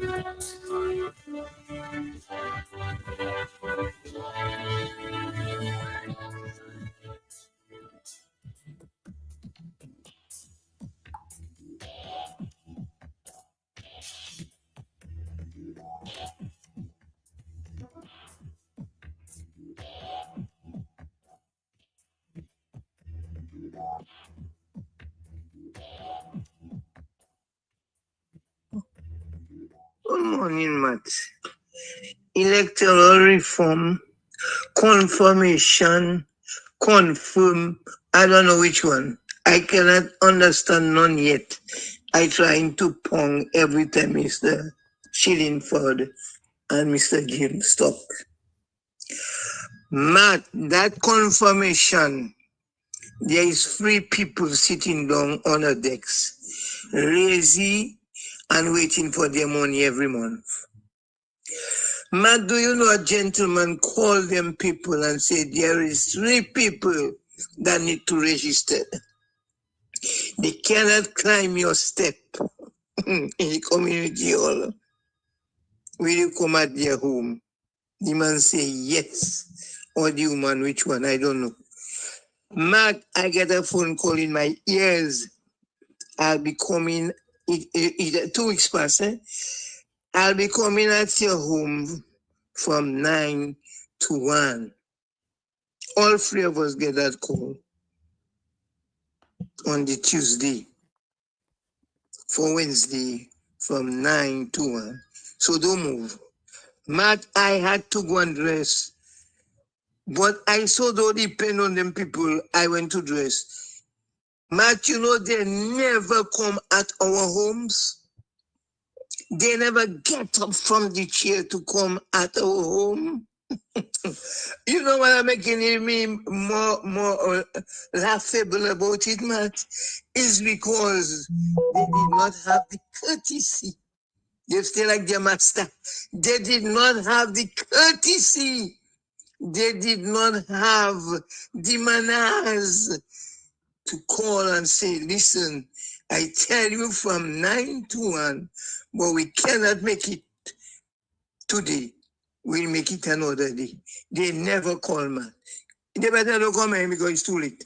They never come at.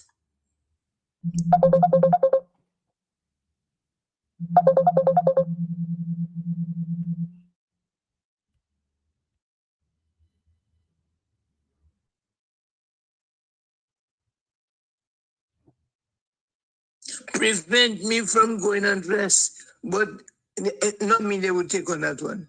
I went to dress, and when I finish dress, I go down at my home. I asked my granddaughter if nobody come there to me. She said nobody never come there. I stayed there until 1 o'clock, and I still not yet see nobody.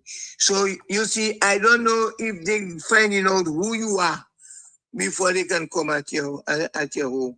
I want somebody to explain that, because the government cannot pay 3 people in a community or sit down, don't move in, waiting for people to come to them.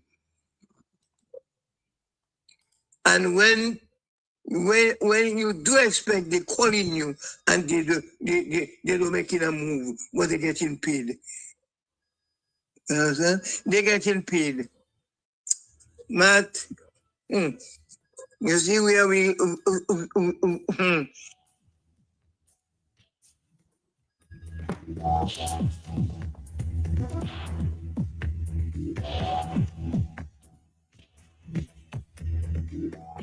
On the telephone, hello, talk to me, yes? Matt, Yes. I want you to discourage the people who talking about they not interested in the confirmation. Because if they continue to think like that, the security is just going to take a clean sweep again, Matt. The government of the day can continue to be in power, and people must go out and confirm. I'm not confirmed, I must say, but I will be doing it at least this week. So we have to discourage the people and tell them if they're interested in the country, if they're interested in their life, their children's future, they must go out and confirm, as crooked as it is, as the fact that that is not what we should be having. But you have to encourage them to go out and confirm. But I think the last caller is saying to her, she's unable to climb the steps, so they promised her to come to her house, and they have not done so. I think that was the point there. I understand. I was not going to judge that point when Jimbo, yes, whoever called. So we have to make sure that we do not keep the people not wanting to go to confirm because they're hearing the confirmation is crooked, and that kind of thing, Matt. So we want them to go out and confirm. So I just thought I would tell you that. I think that's a good point there. 10:33. Hello, talk to me, yes? Caller, are you there? You're not. Are you there, caller? Yes. Yes, Matt, I am here. Good morning to you, Matt. How are you? I'm trying my best.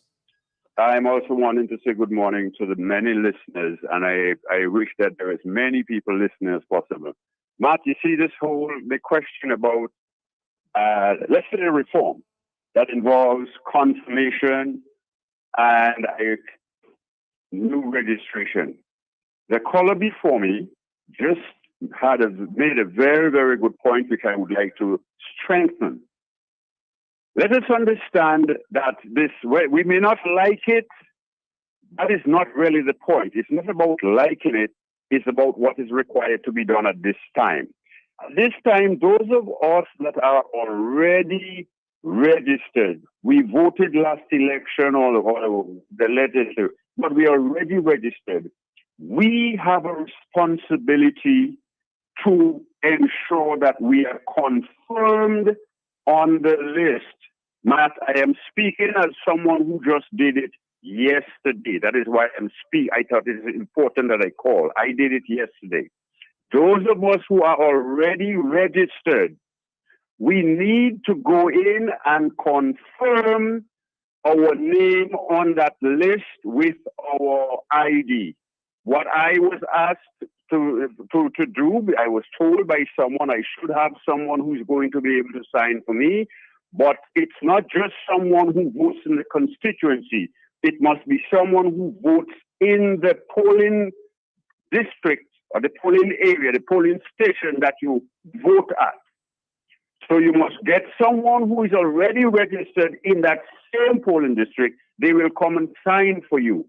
You go in, you have your picture ID, and they will take all the information. You fill a little form, which is just confirming your name and those type of things, and telephone number. And they will proceed to confirm you. And it is important because if there's an election, if an election is called and you are not confirmed, they'll remove you from the list. So it's important, I will repeat again, if you voted already, you're on the list, go in and confirm. It is your responsibility. As you said, the lady who couldn't make it, well, they have ways of dealing with that. I'm not going to talk about that. But those of us who have the means to go to the polling station, let us go in and confirm. And based on that confirmation, sorry, buddy. Go ahead. I'm listening. Go ahead. I was saying, based on that confirmation, whenever the next election is called, you ought to be able to vote.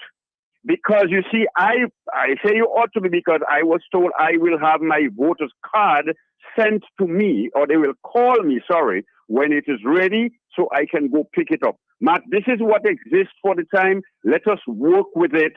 And of course, those people who have not yet registered, never been registered, they will need to register. I cannot speak to what situation they might find how it works. But those of us who have already voted, and that is, I am stressing those, go in and confirm so that when there is an election, you will be able to vote. Okay, Matt? I get your point. Thank you very much. 1037. Are you there? Yes? Caller? You're not there. Again, the numbers are 449-3095, 449-3096. So everybody's been encouraged to go to confirm, okay?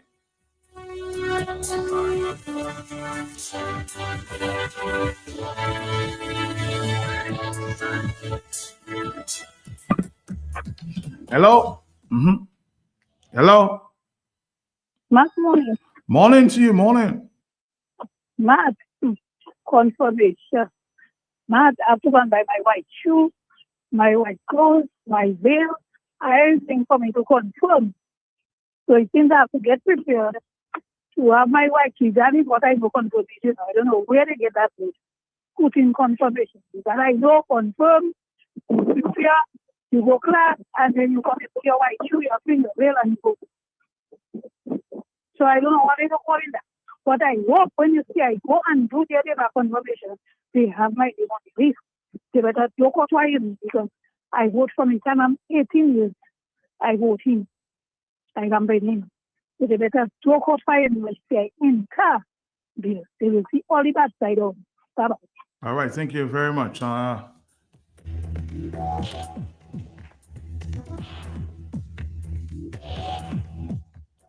the telephone. Hello, talk to me. Yes.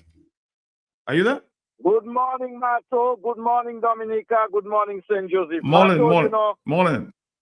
I listened to that election thing in Dominica there. Marco, I have never seen crooked people and alleged thief people like that Dominica Labour Party, Mato, them fellas really have Dominica upside down. Mato, them are building airport. They're building tramway. They're building hotel. They're doing all kind of stuff. Yet they still don't have confidence they can win an election free and fair in Dominica. Mato is not all Dominica. A lot of Dominicans don't have social security. Mato, what is the use for somebody to take the little dollar they have to give them food to eat and say they're going to make a passport just for election? A passport, how much value already come out? America don't want to see it. Europe don't want to see it. England don't want to see it. Matter, these guys purposely doing that for people to stay away from registering. Matter, our birth certificate carry a lot. And I believe it is fair that somebody can take their birth certificate, a witness, and go register to vote. Now, if America asking for residency, Mato, why can the opposition not ask for residency for people that are going to vote in Dominica? So when you watch that election thing in Dominica, Mato, I declare, Terry and his government is like worse than Maduro, using Dominicans as pawn. But in truth and in fact, they have a lot to hide. And there is a lot of toil in Dominican. And Mato, I know America gonna come hard on them. Dominica is full of corruption, full of dirty tricks in this country. May God bless Dominica. Thank you, sir. All right, thank you too. 449-3095, 449-3096. Let's go back to an old one there from Abel Checo. Count your days, count your days.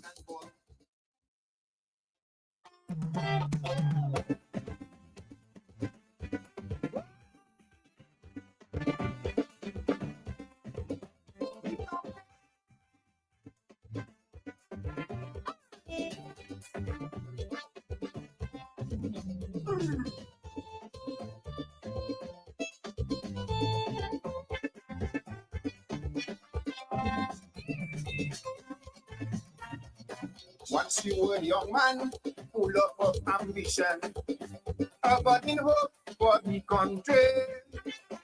You had support all around, in the country and the town.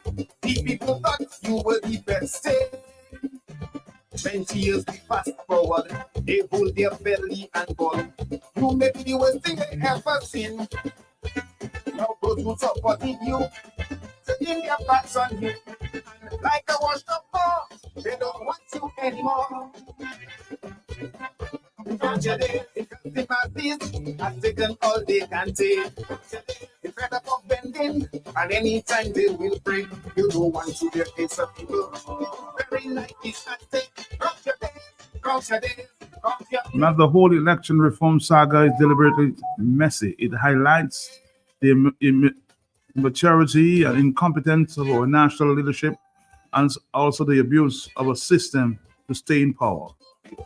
3 of the commissioners on the Electoral Commission are confirmed CBI agents, and this is a conflict yet to be addressed. The use of Byron and all the Labour Party public meetings were no different than a Pappy Show wedding.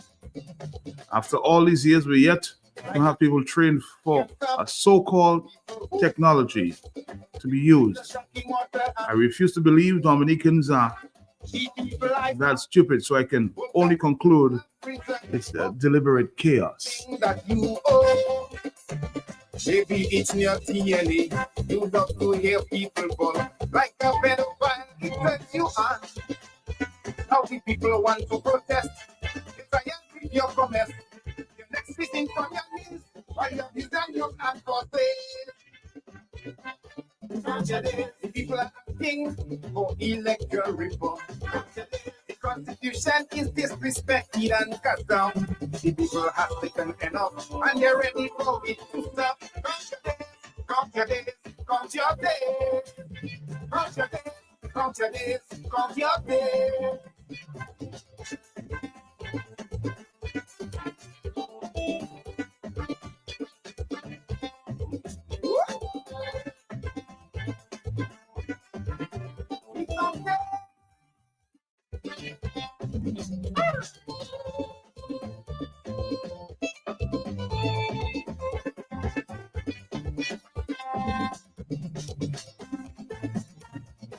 Place cool water in your wine, bring back the people billions.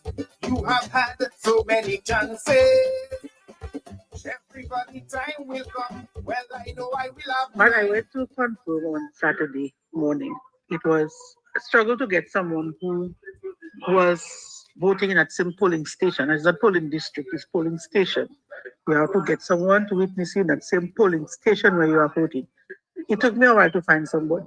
Fine, we organized ourselves for Saturday. I called the electoral office to confirm that the opening time on Saturday. I was told it was 10 to 3.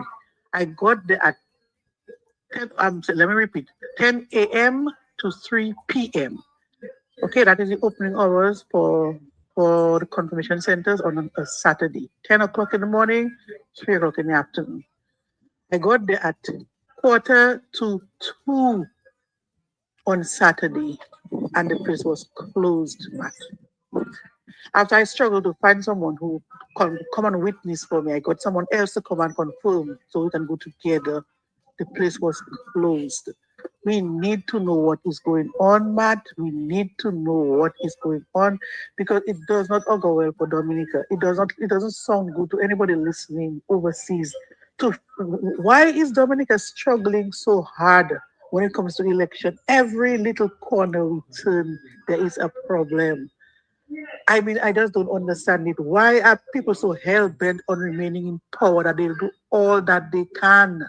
Even that little thing like that, people leave their chores, whatever they're doing for on that day, to go and confirm, and the place is closed. A complete waste of time. And it's not just me. I had other people with me. No, man, Matt, we really have to do better than that. I mean, honestly, people are listening to us, and yeah, I could say a lot, but let me just stop here. But I am still saying, Matt, even if we have all those roadblocks along the way, we should still not give up. We should still remain resilient. We should still remain strong. Decide that we are going to do it. So if every time they come with something else, we should not be saying that we're not going to register to confirm. We should not, because the only recourse we have is by the ballot. Everything we tried, they blocked us here, they blocked us. We cannot protest, we can't do anything. We cannot even talk, they'll victimize us, right? But we still should not give up, because the only way to get those people out of there is by the ballot. And we have to do it. We will do it. We will succeed. All right. It's 10:46 and 58 seconds, Dominica. The numbers again are 449-3095, 449-3096, 449-3097.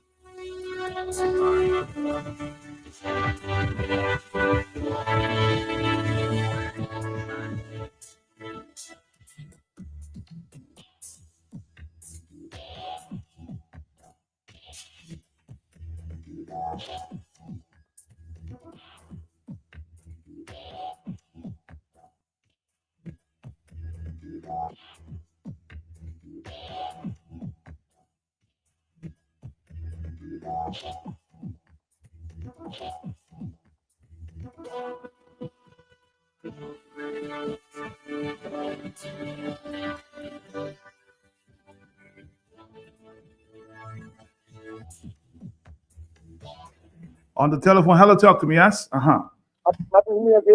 Yes. But Dominican are scared to talk.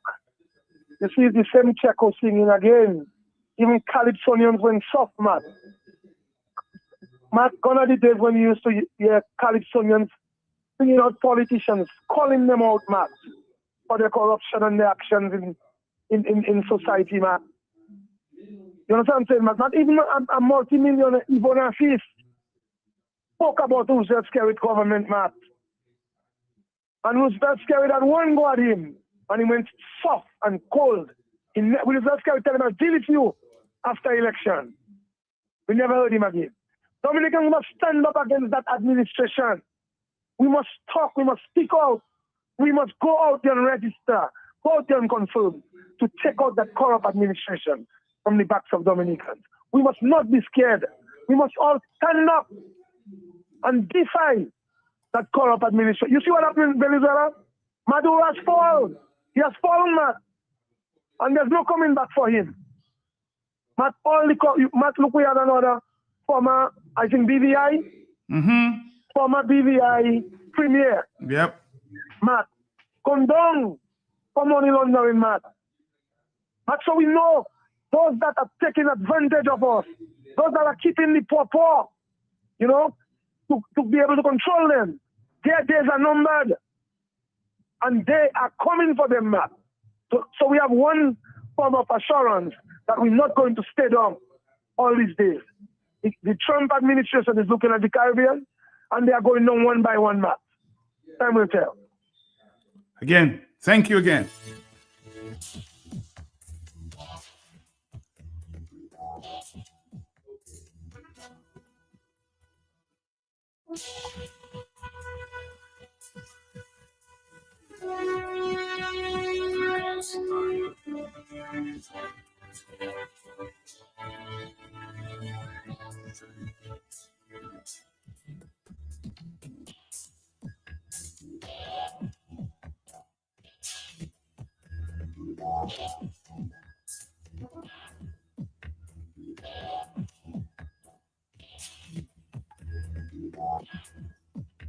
On the telephone, hello, talk to me. 10:50, yes. Yeah, good morning, Matt. Good morning to you, sir. Now, let me tell you, my opening remarks always is that we are too peaceful in Dominica. That is why we are suffering that way. No, I will tell you again, I am an elderly man, not only elderly, but aged man, creeping slowly into my first course of years.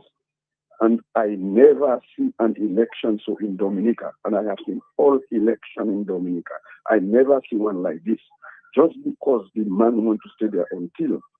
Because all the past politicians were sincere. But this one is a criminal. And then he wants to stay there until, and he don't want to lose nothing in case he's out of there. And I think we have to take a stand and take to the street and ask for this man resignation.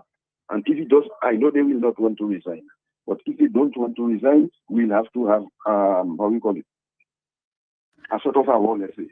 We'll have to have that. So you're calling for a revolution? A revolution. Right. We must have a revolution because they will not want to go. And not here alone. All these ministers and the electoral office fellows with them passports, they have to come out. So that is what we have to do. Get to the streets and ask for their resignation. Don't ask for nothing more. Nothing more from this illegal government. Nothing at all, except move from there. If not, revolution. Thank you very much. All right. So some people won't support revolution at all. They remove him from the ballot. Somebody's suggesting. That's the way.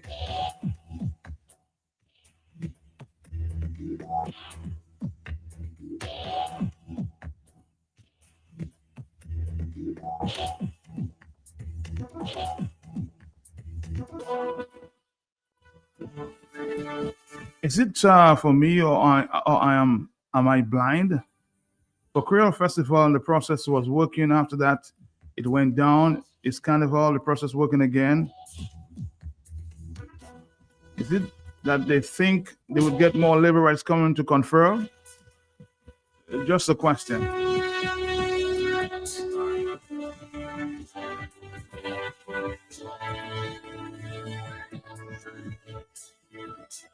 Uh, 10:53, yes. Passionate suffering. Matter all that bacchanal, Matt, is not necessary. A birth paper, Matt, you go and register in your city council, in your village council, Matt, and they take everything to the electoral office, Matt. A simple Excel file. Name, address, date of birth, current address, Matt. What's the big deal? Matt, reconfirmation. So you mean to tell me the dead will wake up and come back and reconfirm? Matt, this is ridiculous. This is ridiculous, Matt. And it's time the Dominican people realize that is another ploy to rig the election again. This is really nonsense. They need to stop that nonsense, the electoral office, Matt, and allow people to come in to go and register, Matt. First-time voters, Matt, and people who have been on the list to re-register. This list has been there for how long? 15, 20 years? No, come on, man. Come on. Mm-hmm. All right. Dominicans are a little upset here. It's a number of them. The process seems a little difficult. 449-3095-96 and 97.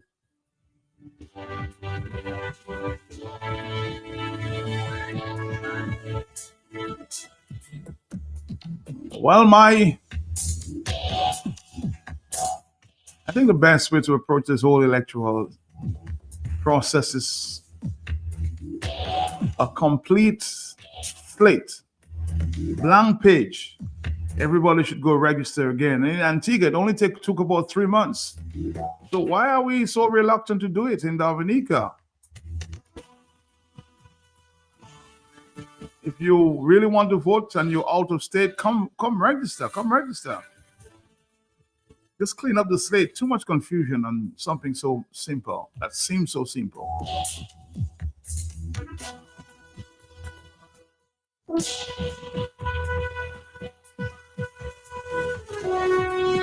More telephone. A simple solution. Like we saw in Antigua, it only took 3 months. Why are we making things so difficult? Are you there? Talk to me. Yeah. Yes, Matt, I'm there. Yes. Just clean up the list.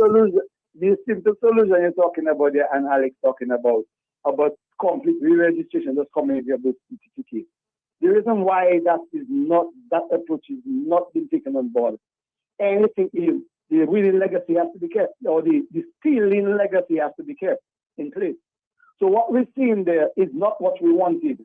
What we get is not what we wanted, But yet still, you're seeing something going on and the people still there taking part in it. My brother, that's where the people should stand up. Because we didn't get what we wanted, and even at the final hour, the 11th hour, they removed the birth certificate aspect of it. That should let us know that they're trying to maintain their stealing legacy. Now, somebody just made an observation. I don't know if it's you or you read something. During the Creole Festival time, registration was flowing. Then it came to a halt. Now it's Carnival time. It's flowing again. Is that happening to really attract a certain set of people? My brother, these questions, why these questions are out there and people making this observation, we need to understand that what we are getting is not what we asked for. We asked for complete re-registration. We talk about complete financing, and then even birth certificates and fingerprinting and biometrics. We didn't get nothing like that. What we get, and even I understood, for me, what I understand with this thing, a lot of people are going on register and confirm that from me. The pictures have been taken with a cell phone. In some instances, I've heard that. In some instances. All right. So my point is that's a system that is not ready. Do you go to Chassis Department of Social Security and your picture has been taken with a cell phone? No. Thank you very much. That alone tells you what is going on there. It's inadequate. It's shenanigans. It's tampering stuff. Another word that's not coming to my vocabulary now. But really and truly, it's to maintain the winning legacy. From day one, why we're in that predicament? Because madness was going on at the commission, to do total re-registration. Let's talk to Kwandwani and let's talk to Richard Charles. Look at where we are today. What is wrong with us as a people? We've seen what is going on. We're standing by, and when it happens, we come in and we complaining again. We just in complaining mode. Let's do something about our situation. As Dominicans, let's rise up and say what we get is not what we asked for. And let's force the hands of these people to get what we want and what is needed and what will give us a clean system. Remember when Eric Lawrence and Tony in their email asking and find out how long it took in Antigua? It took 3 months or 6 months, and we're going on for years now. Can I get what we want? It tells you that it's to maintain the winning legacy. Tony Estefan said it from day one. If you ever go that route, you will lose your stealing legacy. Have a good day. All right, thank you very much. On the telephone. Hello, yes, on the telephone. We have 2 more minutes. Okay, yes, Matt. Yes, I bro. Okay, let me cut out stuff what I have to say. Matt, you know what? Them man, what you see, them man so desperate and they want to straighten up things. Let the thing run fair and who win. But jail are hanging over them man, and even criminals are maybe waiting to kill them. They don't man who up like Edison James or like me. And another thing, Matt. You see, when people have to think about it, you see four people don't easy when they see the good life. You see that, I'm not too personal, you see that woman there, my pastor, the electoral commissioner, chairman who she be there, Matt. But she know me. People that don't know my name, she know me as Lester Durham. She taught me in school. And Matt, it wasn't too good. Her head wasn't even ironing yet. No iron comb she had. So I don't know if it's things that go up in the head.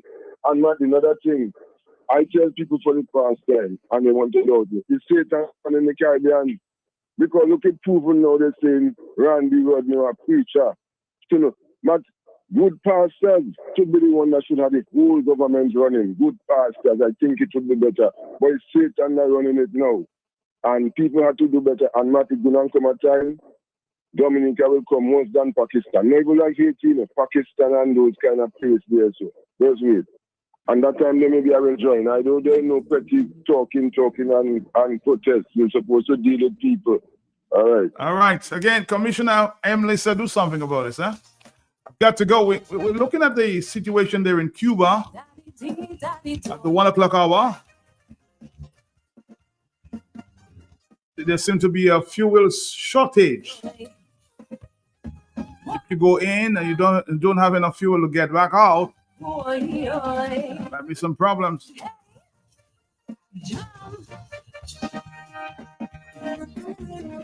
Crisis facing Cuba this time. Order in Dominica. It causing fear, panic, and concern in every corner.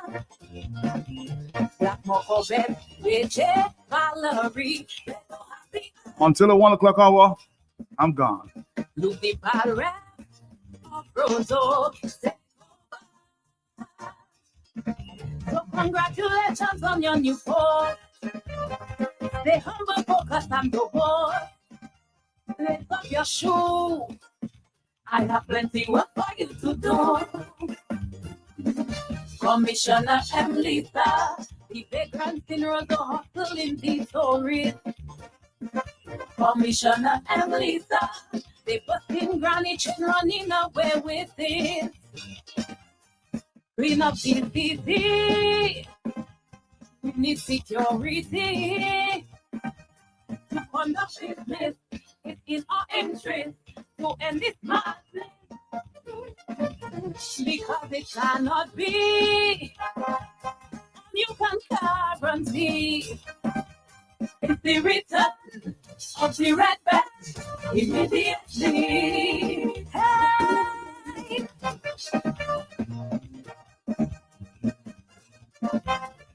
With the crisis going on in Cuba, my friend Hillary says I should tell advise the Prime Minister to send 2 of the tankers to Cuba.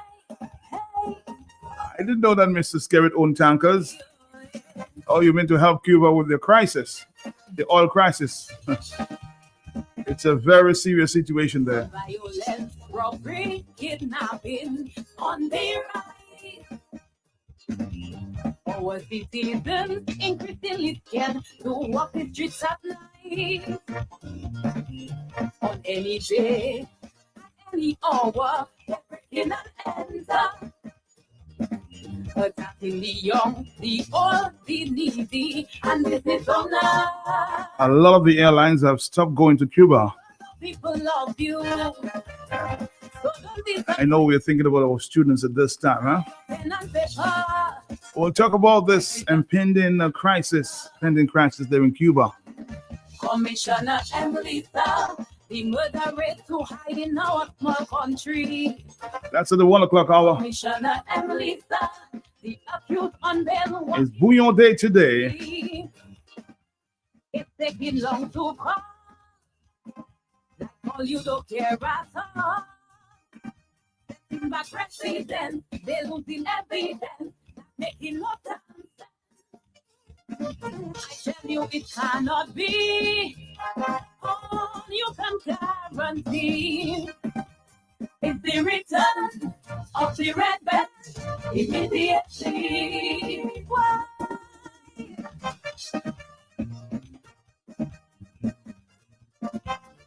Daddy did, daddy do it. Daddy day. Why?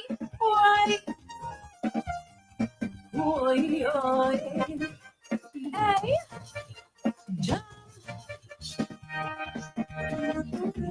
Traffic laws disrespected by common government.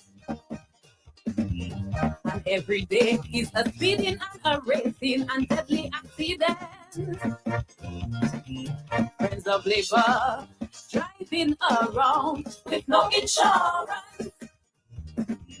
But if they catch the ordinary man, they won't give him a chance.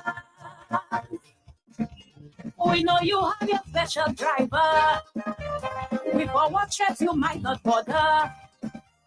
It's on Peter. One day you may lose all that power.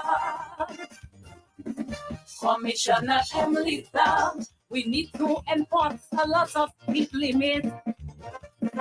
Commissioner Emlita, and ministers exempt from paying their tickets.